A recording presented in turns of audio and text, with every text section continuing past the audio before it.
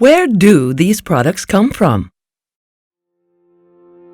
They come from places rich in tradition, biodiversity, passion for quality.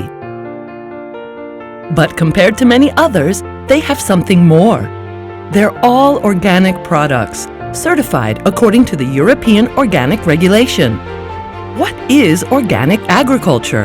It is a production system that avoids the use of chemical fertilizers and pesticides and uses natural products and processes.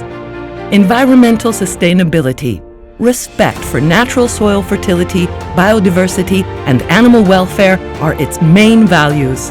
This means also the exclusion of GMO ingredients and of intensive production techniques.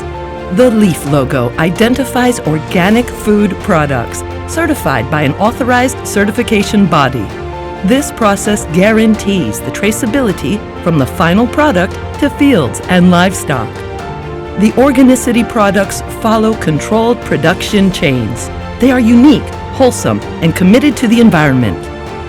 Pasta, cheese, oil, balsamic vinegar, sauces, honey, jam, meat, red fruits, pickled and oil-preserved vegetables. At your table, choose the taste, authenticity, and safety of organic certified products. Taste nature. Be EU Organic.